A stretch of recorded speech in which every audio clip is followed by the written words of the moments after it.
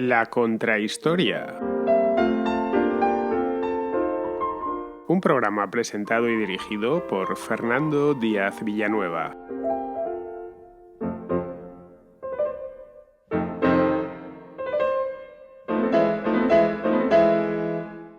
Se llamaba Theodore Gilbert Morell y es uno de los secundarios de la gran tragedia nazi más desconocidos, al menos desconocidos para el gran público, porque los historiadores sí que le conocen e incluso escriben sobre él, no tanto libros monográficos porque el personaje no creo que dé para tanto, pero sí lo incluyen en sus libros sobre el Tercer Reich.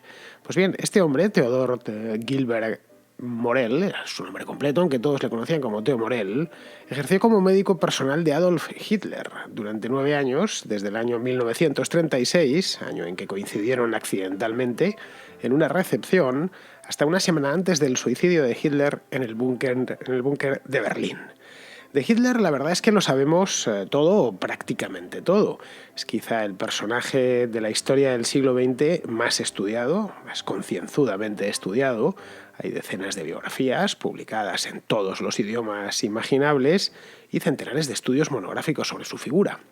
Lo que queramos saber sobre Hitler está disponible. Más está disponible por lo general en nuestro propio idioma. Esa es la realidad. Es un personaje que desde el final de la Segunda Guerra Mundial, incluso desde antes, siempre despertó mucho la curiosidad. Conocemos, por ejemplo, al Hitler pintor y bohemio de sus primeros años. Conocemos al Hitler soldado en la Primera Guerra Mundial. Conocemos al Hitler que era un agitador callejero en las calles de Múnich de los años 20, al Hitler preso, al Hitler político, por supuesto. También conocemos al Hitler convertido en Führer, al Hitler durante la guerra. También nos ha llegado el Hitler privado, el de sus veraneos en Berchtesgaden, en los Alpes bávaros, dedicados a los paseos por el bosque y a jugar con su perro, incluso a veces a bailar un poquito, no con mucha decisión, en la terraza de su guarida, de su refugio veraniego. Lo que rara vez nos ha llegado o se ha tratado es el Hitler interior, como era por dentro. Y no hablo ya de psicología, que eso sí que se ha tratado más o menos de manera más o menos profusa en muchas biografías, sino de su fisiología, es decir, por dentro, el Hitler, digamos, físico. La psicología, ya digo, se ha estudiado bastante a fondo desde el mismo momento de su muerte. ¿No? El propio Stalin hizo llevar su calavera a Moscú para que los científicos soviéticos la estudiasen en profundidad. Quería saber qué había dentro de aquello. De esos restos, por ejemplo, pues se extrajeron importantes informaciones, como que padecía de los dientes. Su dentadura, la verdad, podéis buscarlo en Google, imágenes de los dientes de Hitler o de lo que queda de ellos, y que salió a la luz. Pues era un auténtico poema, pero un poema de terror. Esto, por ejemplo, ayudaría a explicar por qué estaba siempre de tan mal humor. El dolor de dientes, como todos sabemos, es de los peores, si no el peor, dolor que existe. Pero más allá de la boca, ¿cuál era la salud del Führer? Sabemos que salud bucal no tenía mucha. Aparentemente era excepcional. Así es como procuraba transmitirlo la propaganda. No fumaba, no bebía y seguía una dieta estrictamente vegetariana. Una suerte de superhombre moderno, muy de nuestro tiempo, por lo demás. Eso, según se infiere de esa propaganda, pues le confería una salud de hierro. No fumar, no beber, comer solo verduras. Pero no la tenía en absoluto. De hecho, no la tuvo nunca. Los alemanes de la época no lo sabían. Para ellos, la imagen del Führer que transmitía la propaganda nazi era la de un hombre sano y, de hecho, adornado por las 4 virtudes cardinales, que son la prudencia, la justicia, la templanza y la fortaleza. Hitler no tuvo ninguna de ellas, os lo garantizo. Pero su médico, que se llamaba Theo Morell, como os acabo de contar hace un momento, sabía que no era así, que la salud de su paciente A, así lo denominaba, no era especialmente buena. Era un hombre débil, inseguro, con gran inclinación por las soluciones mágicas, no solo en el mundo de la política, sino también en el de su propia salud. Es decir, un drogadicto en potencia que, gracias a él, al doctor Morell, se convirtió en un drogadicto con todas las letras. Hoy en la contrahistoria vamos a conocer a este personaje tétrico y desconocido, este hombre, el doctor Theo Morell, que fue el médico de Hitler.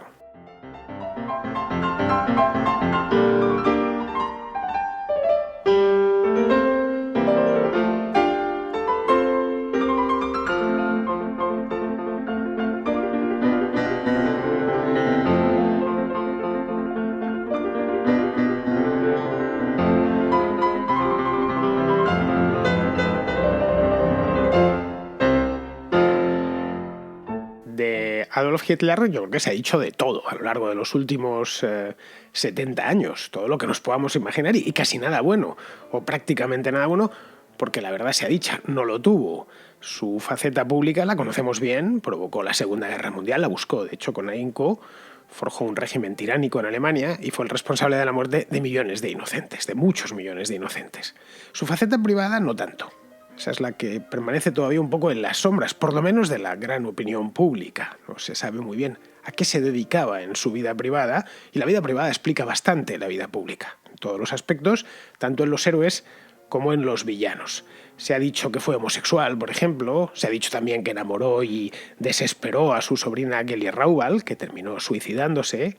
Unos aseguran que fue un pervertido sexual, otros que eran todo lo contrario, un ser asexuado, que jamás consumó el acto propiamente dicho, y de ahí quizás su amargura, no lo sé, esa amargura existencial que le acompañó siempre, y sus complejos, que eran muchos. De lo que se ha hablado poco es de su estado de salud. En vida, por supuesto, no se habló absolutamente nada. La salud del Führer era buena, era la mejor posible.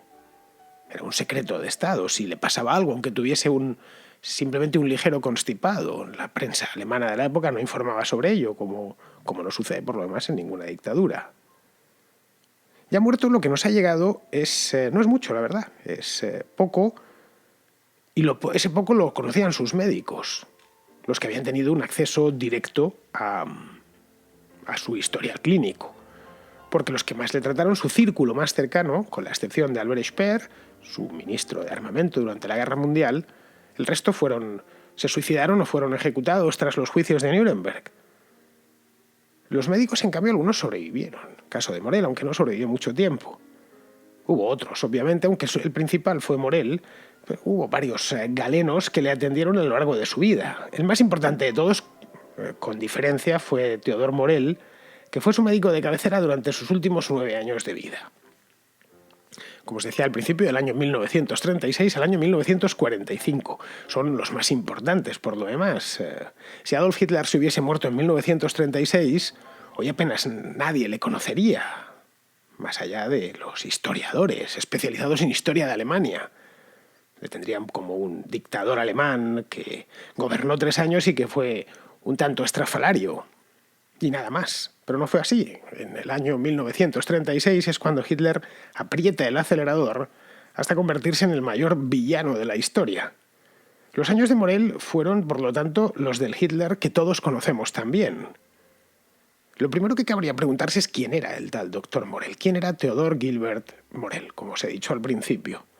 ¿Acaso era una eminencia en la medicina, reconocido internacionalmente, un premio Nobel?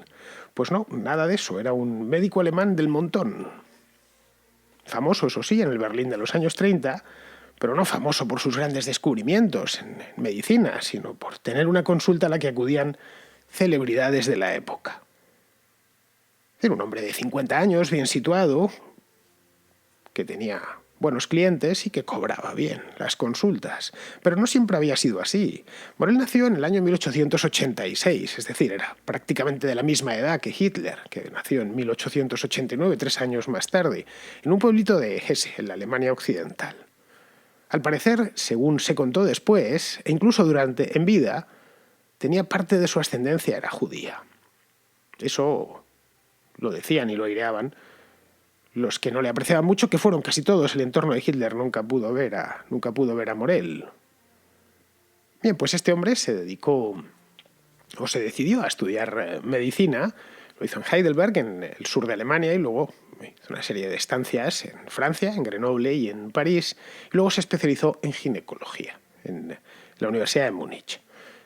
Como veis, ya tenemos más o menos trazado el personaje tipo, nacido en un pueblito pequeño del centro de Alemania, el entorno rural, que va a estudiar medicina, se hace ginecólogo, y de pronto esto sucedió. El título lo recibió en el año 1913, que fue el año antes de que comenzase la Primera Guerra Mundial.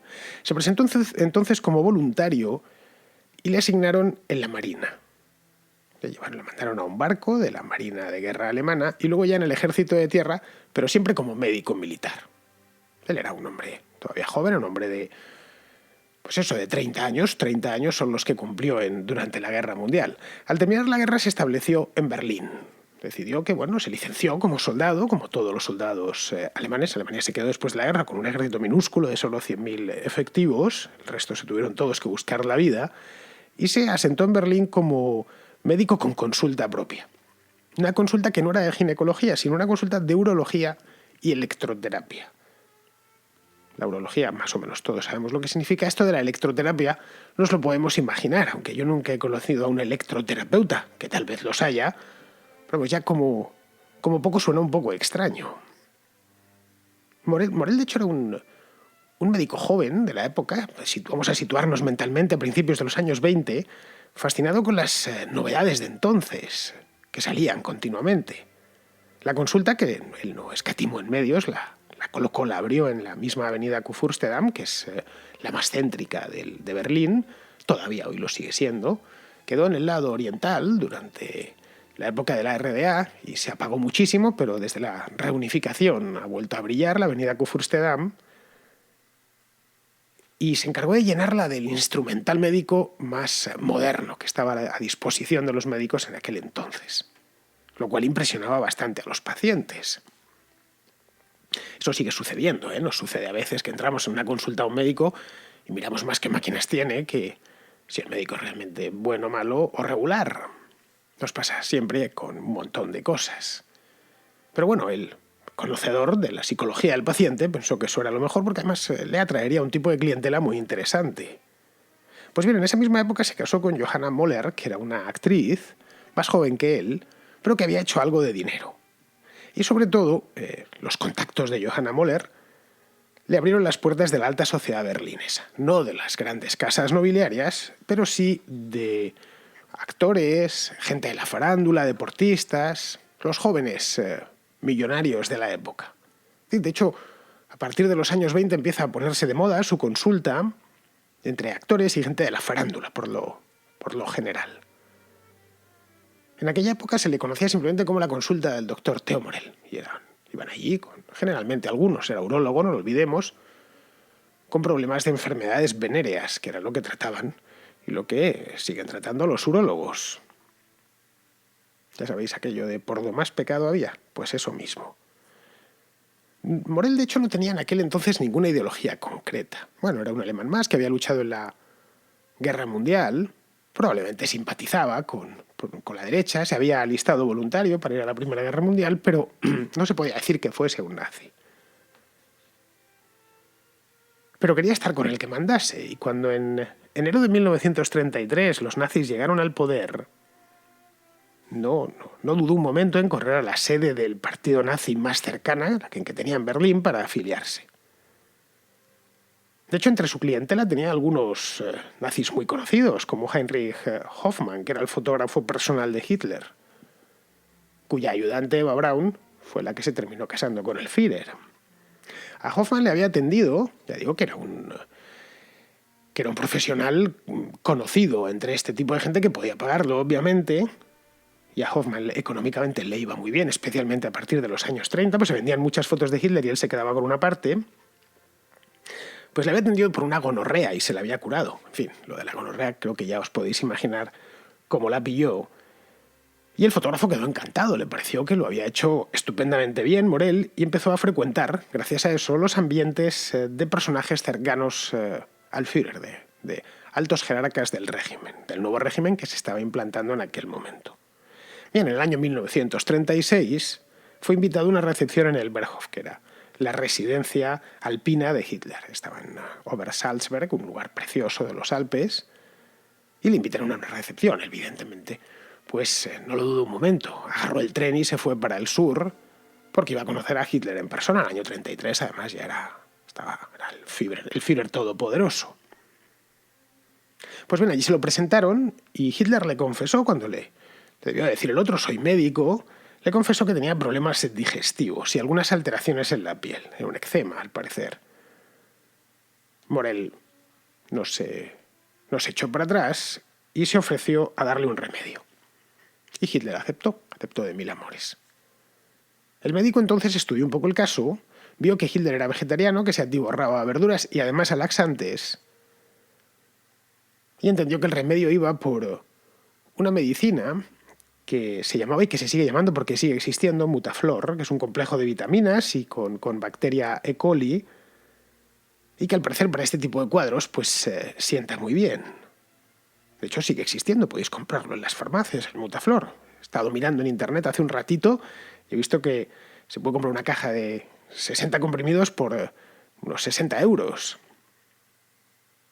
A Hitler en aquel momento el Mutaflor le sentó de maravilla, se acabaron todos sus problemas digestivos automáticamente. Y Hitler, fascinado por la efectividad de su nuevo médico, o del médico todavía no era suyo, el médico que le había atendido, le contrató como médico personal.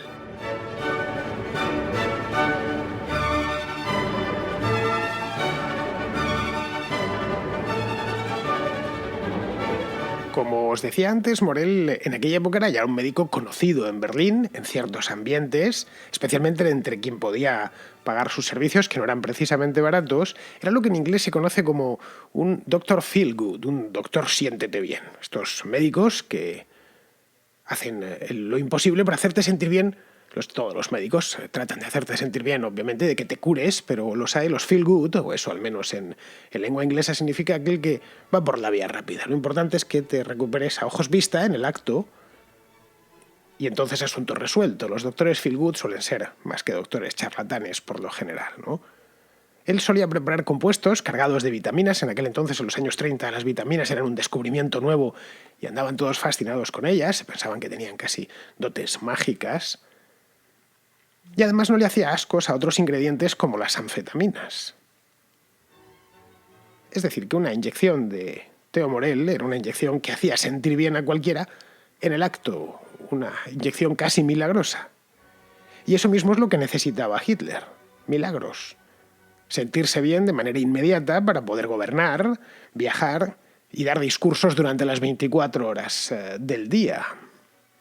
Hitler nunca fue un gran trabajador, era de hecho un gran diletante, era incapaz de estar sentado más allá de 40 minutos en una mesa o de leerse un informe de 10 páginas, pero le gustaba estar activo todo el día, de aquí para allá, sin parar un momento. Es lo que en español coloquial decimos un culo inquieto. Pues bien, para ser un culo inquieto necesitas poder estar muchas horas despierto y sentirte bien, sobre todo. De hecho, para este tipo de médicos, Hitler era el paciente ideal. Quería remedios inmediatos y además se metía exactamente lo que el médico le pedía sin rechistar, incluso gustosamente. Entre otras cosas porque Hitler siempre fue un hipocondríaco incorregible. Morell no tenía más necesidad que estar suministrándole píldoras a todas horas. Daba igual que estas fuesen placebos o simples complementos vitamínicos sin mucha influencia sobre el organismo. Todo le parecía bien al Führer. Llegó en sus momentos extremos a tomarse casi entre 25 y 30 pastillas al día. Luego, cuando las pastillas no bastaban, pues Hitler se ponía, digamos, un poco protestón porque no le llegaba suficiente, no se sentía lo suficientemente bien, y pedía algo más, y ese algo más solo puede llegar a través de una inyección. Pero Hitler no ponía pegas a las inyecciones. Tenía miedo a los dentistas, pero no a las agujas. A partir de 1940, casi toda la medicación la empezó a tomar inyectada, la medicación gorda. Siguió ingiriendo grandes cantidades de píldoras, pero todo lo importante se lo metían en vena. Claro, el efecto, todos lo sabemos, es mucho más rápido. Hitler y sus inyecciones llegaron a ser tan omnipresentes en la vida del séquito del Führer que en ocasiones detenían el tren en el que viajaba. No era un tren de pasajeros cualquiera, era el tren privado el tren privado de Hitler, un tren que iba artillado, una auténtica pasada de tren. Hay algún documental por ahí en el que lo muestran. Pues lo llegaban a detener para que Morell pudiese pinchar sin preocuparse del traqueteo. Sabéis, muchas veces si viajáis en tren y tenéis que escribir cómo se mueve el bolígrafo, pues como para acertar la vena concreta con una aguja. Hitler adoraba a Morell por estas cosas y le llevaba consigo a todas partes. Era como su sombra. Por eso aparece tan comúnmente en las fotos. Veréis fotos en las que aparece generalmente fotos de grupo que visitaban un sitio u otro y aparecía la cara de Morell, un tipo gordo, calvo, no especialmente agraciado, con aspecto un poco de ogro. Si tuviéramos que buscarle un parecido con la cultura popular actual, sería como el dibujo animado Shrek, una cosa así, pues se daba un aire. El Führer estaba tan encantado que recomendó sus servicios a otros jerarcas nazis. Se lo recomendó a Goering, por ejemplo, que sabía que le gustaba pincharse. Se lo recomendó a Speer también, pero ninguno de los dos le contrató ni quiso saber demasiado de él.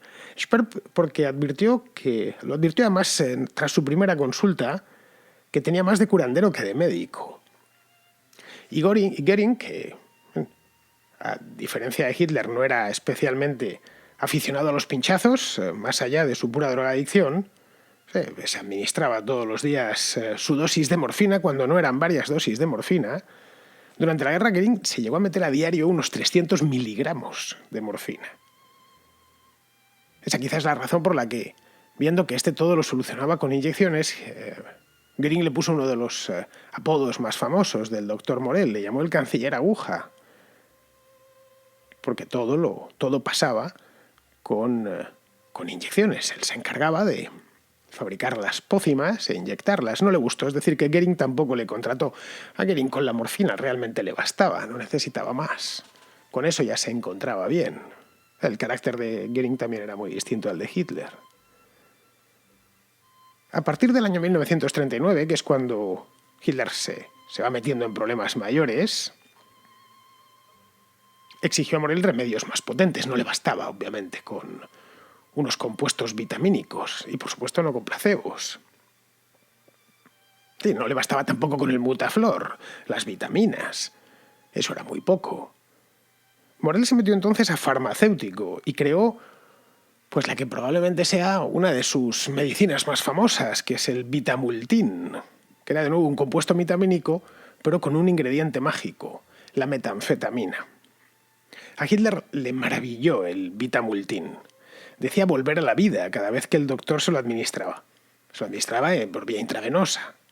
Le pareció tan sorprendente el efecto que Hitler entregó una muestra a Himmler, a Heinrich Himmler, el jefe de las SS, para que la probase. Bueno, esto es estupendo, me lo estoy poniendo y me hace sentir magníficamente, como si acabase de nacer.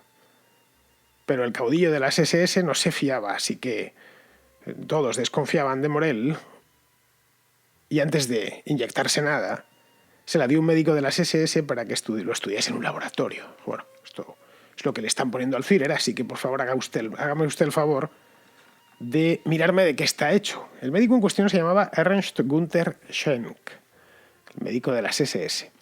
Y no tardó en encontrar el ingrediente secreto, es decir, la metanfetamina. Y claro, no se la recomendó a su jefe.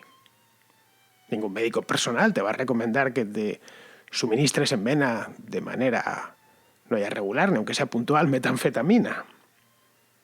La metanfetamina es una droga de síntesis, no es como el opio que se extrae de la naturaleza, o incluso la coca que se extrae también de la naturaleza, que había sido sintetizada poco antes, creo que en el año 1919 o 1920. En aquella época era una auténtica novedad, y es un psicoestimulante muy potente, que actúa directo sobre el sistema nervioso central y permite evitar la fatiga. Es decir, te evita, en una palabra, tener que dormir. Claro, el cuerpo terminas destrozándolo. Si pasas 3 o 4 días sin pegar ojo, durmiendo muy poquito, pero no recibes las señales de alerta del propio cuerpo. Por favor, vete a la cama, que estás destrozado. Por eso los adictos a la metanfetamina, que sigue habiendo un montón en el mundo actual, terminan todos con ese aspecto tan lamentable, se les caen los dientes y envejecen en 3 años lo que deberían haber envejecido en 30. Pues bien, Hitler llegó a inyectarse hasta 7 dosis diarias de Vitamultin, es decir, de metanfetamina. Con el Vitamultin, además, Morell vio que tenía un gran negocio, que aquello podía sacarle mucho dinero, aparte del que ya le sacaba al propio Estado como médico personal del Führer. Hitler le permitió venderla en el mercado con ese nombre además, el nombre de Vitamultin, y se colocaba, se vendía en una palabra a los alemanes que iban a la farmacia a comprarla. Como os decía antes de Hoffmann, su fotógrafo, hizo un negocio similar. Hoffmann se hizo millonario gracias a las fotos de Hitler. Era el único que podía hacérselas, el único que estaba autorizado para hacer fotos de Hitler. Y esas fotos se vendían, se colocaban en libros, y una parte de los derechos se los llevaba Hitler en persona y otra parte se las llevaba Hoffmann. Bien, este tipo de negocios se hacían mucho en el Tercer Reich y Morell encontró el suyo con el Vitamultin. Era un negocio además seguro. Eso sí, no se incluía en la publicidad que el propio Adolf Hitler se lo estaba metiendo 7 veces al día.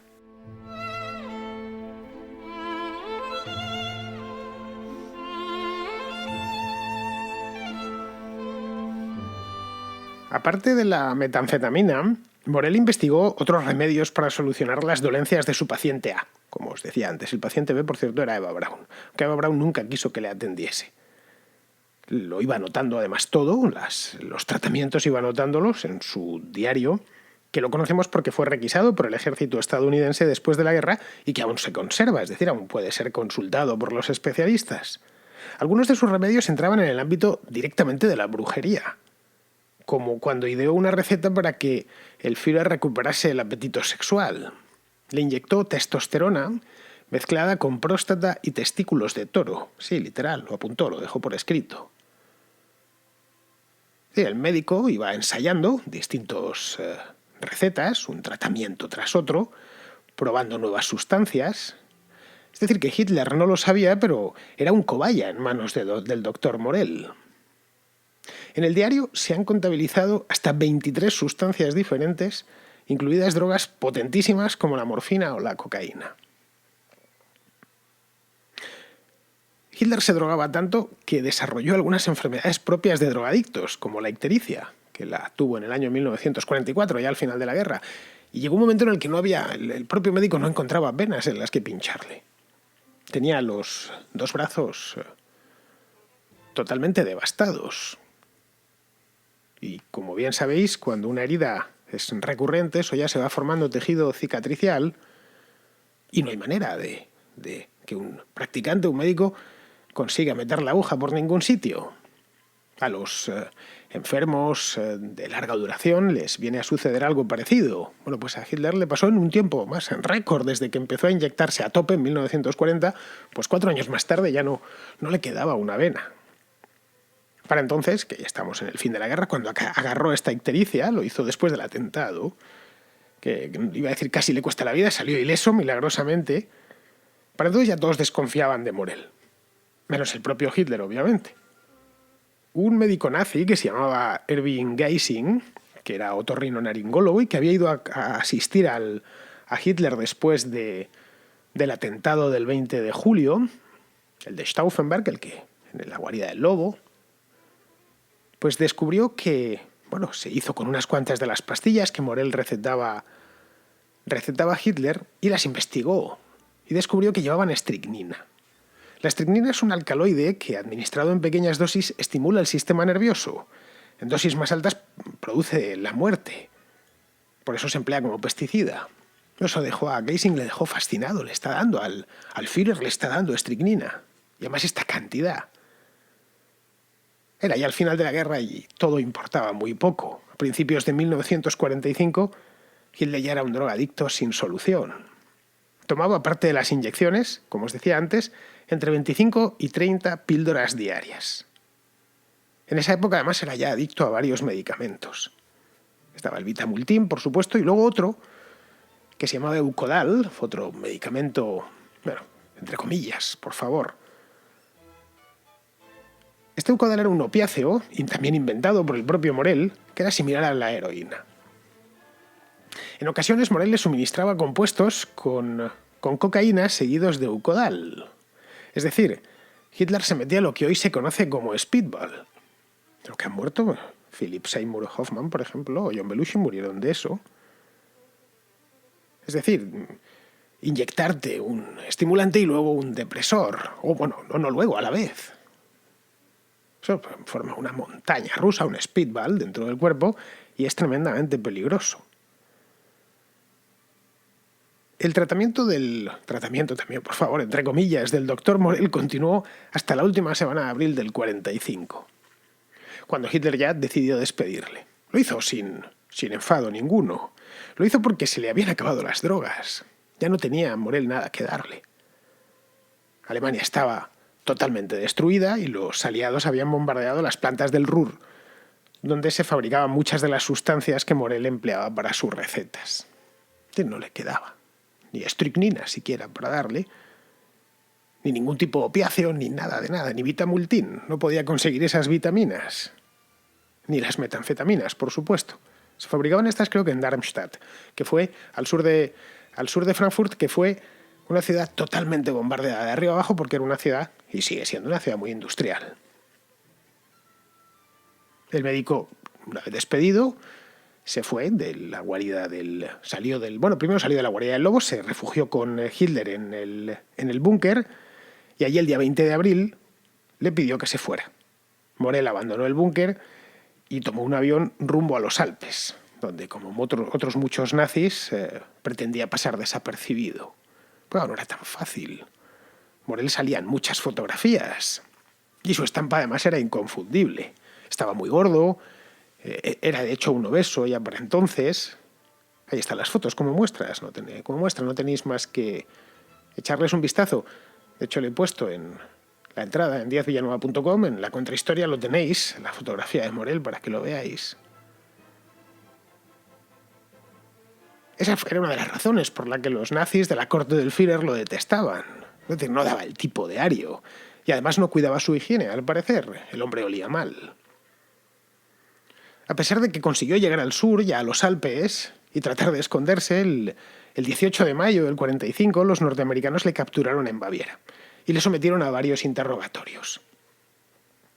Pero claro, no se le podía acusar de nada, más allá de haber sido el médico y el camello de Hitler. Por mucho que tuviese constancia plena de los crímenes que se habían perpetrado, que habían sido muchísimos, no había intervenido en ellos, ni los había autorizado, ni había firmado, ni por supuesto los había decidido. Así que le dejaron libre, pero no pudo disfrutar mucho tiempo de su libertad y del dinero que había hecho, entre otros con el Eukodal.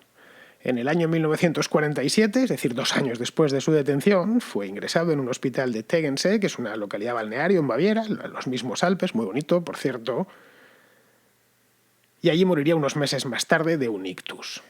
Bueno, de un ictus y de un montón de enfermedades que tenía rodeando y orbitando en torno a su obesidad. A partir de ahí su historia pasó primero al olvido, porque aspectos del nazismo y del propio Hitler más urgentes había que desvelar antes que el de su drogadicción, pero con el tiempo, y con los diarios, por supuesto, fue saliendo poco a poco a la luz. Por último, quedaría por dilucidar, y no es asunto baladí, si fueron las drogas, las inyecciones, las pastillas del doctor Morell las responsables de los actos de Hitler. Esto es un debate que está abierto. Hubiera actuado de otra manera, en una palabra. Yo personalmente creo que no. Influirían en algunos momentos puntuales. De hecho, hay un buen libro que os recomiendo, es de un escritor alemán llamado Norman Ohler. Está publicado en castellano, se llama El Gran Delirio. Hitler, Drogas y el Tercer Reich. Está publicado por Crítica, lo tenéis en versión Kindle, por si lo queréis comprar.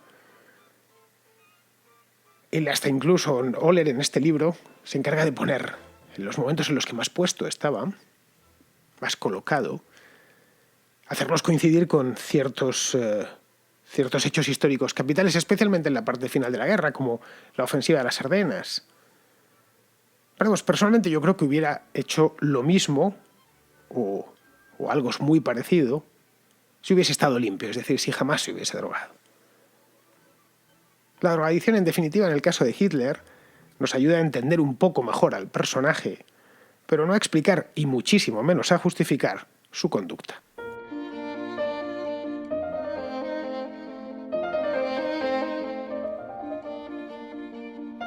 En el consultorio histórico tengo una pregunta de Martin Melnick, que es un oyente habitual, tanto de la contrahistoria como de las otras contras, de todas ellas, y quiere hacer una pregunta sobre Alemania. Bien, digamos, sobre la Alemania del primer imperio, no sobre la Alemania del del primer imperio, del segundo imperio, la Alemania de Bismarck, que aunque no enlaza directamente con el tema del programa de hoy, sí algo tiene que ver, porque no olvidemos que el propio Morell y el propio Hitler nacieron durante esta época a la que se refiere Martin en esta llamada que nos hace. Y vengo a hacerle una pregunta sobre la reunificación alemana. Tras la reunificación en 1871, quisiera preguntar qué política económica llevó a cabo el Otto von Bismarck para poder hacer de Alemania una potencia industrial que rivalizase hasta con el mismísimo Reino Unido, y no solo en el ámbito económico, también en el ámbito científico, ya que es la edad de oro de la medicina alemana. Hay muchos premios de Nobel alemanes. Está Robert Koch, también está Müller, Schönlein, Theodor Schwamm, uno de los padres de la teoría celular, de uno de sus principios, y también en el ámbito cultural con pensadores como por ejemplo Nietzsche. ¿Cuáles fueron los motivos del progreso alemán tras la unificación producida en 1871? Muchas gracias. Aparte de esto, quisiera preguntarle si podía hacer una contracrónica sobre la detención y el juicio que se le hizo a Ratko Mladic, más conocido como el carnicero de los Balcanes, durante la guerra de Yugoslavia. Muchas gracias y hasta luego. Pues muchas gracias por la pregunta, Martín. Mira, la verdad es que aquella fue la edad de oro de Alemania, en todo, en las artes, en las ciencias, en la filosofía, también en la política. De hecho, de los políticos alemanes al que más recordamos, históricos quiero decir, a Merkel la conocemos todos porque somos coetáneos suyos. Es a Bismarck. Si yo te pregunto un político alemán del siglo XVIII, pues quizá, o eres historiador, te va a costar decirme uno, pero a Bismarck lo conocemos todos. Y la verdad es que Bismarck no hizo nada en especial. Alemania ya había comenzado la revolución industrial muchos años antes, y lo que el gobierno imperial hizo fue favorecerla, simplemente eso, creando un gran mercado unificado, eso para empezar. Alemania en aquel momento lo tenía todo. La Alemania de 1870 lo tiene todo. Había muchísima acumulación de capital, que empezó a invertirse muy bien. Había minas de carbón en la Revolución Industrial. La primera y la segunda, el carbón fue fundamental. Gran abundancia, carbón barato, fácilmente extraíble. Tenía además muchos ríos. Ríos, un país llano, Alemania, como bien sabemos, con ríos navegables. Todas estas cosas, parece una tontería, pues que en países como España e Italia no las tuvimos. Entonces, ya íbamos con una desventaja geográfica que favoreció a los países del centro y del norte de Europa. Era un país muy poblado. Tenía en aquel entonces 41 millones de habitantes, que era una cantidad considerable. Hoy no tiene mucho más, tiene el doble, y han pasado de aquello 150 años. Y bueno, una buena red de colegios, liceos, universidades heredada de los antiguos principados, pero que se fortaleció en los tiempos del Segundo Imperio. Un buen sistema financiero, bien capitalizado. Los bancos alemanes de finales del siglo XIX ya eran grandes y... Bueno, si a eso le sumas pues un entorno normativo seguro, fruto de la estabilidad política que había, ya tienes la imagen completa. Y luego, eso lo pones a rodar durante 50 años de paz, hasta el principio de la Primera Guerra Mundial, en un entorno de libre comercio, por supuesto, al menos dentro de Alemania, se podía comerciar con bastante libertad, había poca regulación.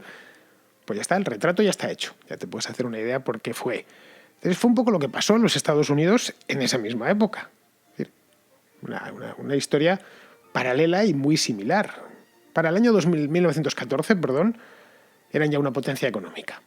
Una potencia económica de primer orden que había desplazado en muchísimos aspectos al Reino Unido, en producción de acero, por ejemplo, que en aquel momento lo que busca es ser una potencia política. Y luego, pues, como bien sabes, pasó lo que pasó a partir de 1914. Muy bien, Martín, pues espero que con esto respondí a tu pregunta. Pasamos a la siguiente, que es de Javier, que es un oyente de San Sebastián, que más que una pregunta nos trae una reflexión.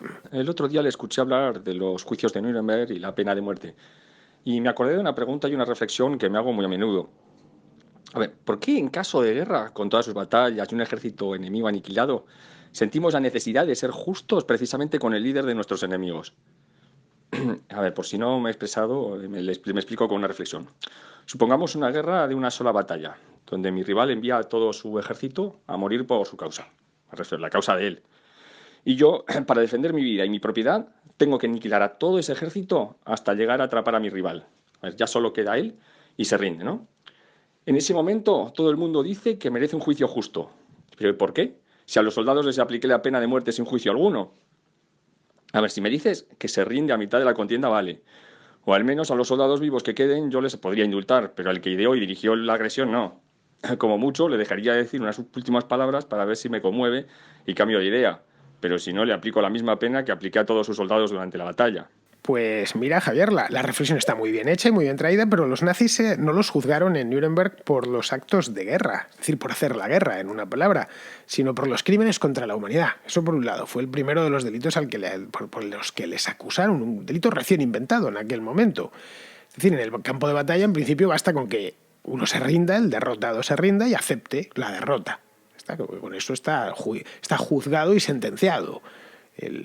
Has perdido y te quedas expuesto a lo que los vencedores quieran hacer contigo, a que te fusilen, a que te dejen marchar, a que se queden con tu casa, que se queden con tu mujer, lo que quieran. Has sido derrotado y estás al albur de los deseos del vencedor. Es decir, no hay nada que juzgar, en una palabra. Otra cosa es que el enemigo, como sucedió en la Segunda Guerra Mundial, haya orquestado una matanza gratuita de civiles desarmados detrás de las líneas, que es lo que pasó en la Alemania nazi. Es decir, los ingleses no estaban, ni los norteamericanos tenían campos de exterminio en sus respectivos países, ni un plan paralelo que iba paralelo a los planes de guerra. En este caso, lo que le juzgas, o lo que consideraron en Nuremberg, que había que juzgarles para exponer sus atrocidades y condenar a los responsables de las mismas. Simplemente para que el mundo lo viese. Podían haberles fusilado sin más. O haberles ahorcado, porque les ahorcaron sin más. En Nuremberg se juzgó también otra cosa. Se juzgó el hecho de haber iniciado una guerra de conquista, concretamente, que iba contra la legalidad internacional ya en aquel entonces. Entendía por legalidad internacional el pacto Briand-Kellogg, que era del año 1928 y que se incorporó en el derecho internacional de la época, es decir, la prohibición de la guerra de conquista, la guerra ofensiva, la supresión para siempre del derecho de conquista. Todos los planes de Hitler en la guerra mundial era puro derecho de conquista, de yo invado Polonia y me la quedo. Un poco casi como en los tiempos antiguos. Eso lo denominaron concretamente crimen contra la paz, que sigue presente. Nuremberg crea, de hecho, como ya expliqué en aquel programa sobre los juicios, creó de hecho una nueva legalidad internacional. Son los famosos principios de Nuremberg, que luego fueron incorporados a la Carta Fundacional de las Naciones Unidas. Los tengo delante, son 6 principios. El primero dice: cualquier persona que cometa actos que constituyan un crimen bajo las leyes internacionales será responsable y por consiguiente sujeto a castigo. El principio número 2, el hecho de que las leyes internas no impongan castigo por un acto que constituya un crimen bajo las leyes internacionales no exime a la persona que cometió el acto de su responsabilidad bajo las leyes internacionales. Es decir, que no te puedes escabullir detrás de: es que en mi país eso estaba permitido, en mi país podemos gasear a la gente. Esto y así continúa hasta el 6º, ¿no? Sí, hay una legalidad internacional, extraterritorial, que va más allá del territorio. Bien, es guerra de agresión, que es planificar, preparar, iniciar una guerra de agresión contra otro, crímenes de guerra y crímenes contra la humanidad. En los crímenes de guerra, pues ya sabes, los prisioneros de guerra, no darles el trato conforme a convenio, asesinato de rehenes, no rescatar a personas en el mar, etcétera. Muy bien, pues con esto yo creo que ya podemos dar por terminada la contrahistoria de hoy y solo me queda despedirme de vosotros hasta la próxima semana.